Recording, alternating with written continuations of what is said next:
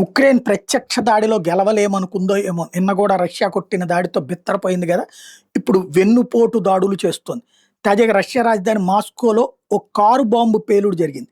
అందులో కీలక సైనికోన్నతాధికారి ఒకళ్ళు ప్రాణాలు కోల్పోయారు. ఈ విషయాన్ని ఆ దేశానికి చెందినటువంటి ఇన్వెస్టిగేటివ్ కమిటీ అనౌన్స్ చేసేదాకా బయటికి తెలియలేదు. అతను లెఫ్టినెంట్ జనరల్ ఫానిల్ సర్వరోవ్ సాయుధ దళాల ఆపరేషన్ ట్రైనింగ్ డిపార్ట్మెంట్ హెడ్ అనమాట. ఆయన కారు కింద అమర్చినటువంటి బాంబుతో ఈ ఘటన చోటు చేసుకుంది. అపార్ట్మెంట్ దగ్గర కారు పార్కింగ్ ప్రాంతంలో జరిగిన ఈ దాడి వెనకాల ఉక్రెయిన్ ఇంటెలిజెన్స్ హస్తం ఉందని రష్యా అధికారులు అనుమానిస్తున్నారు.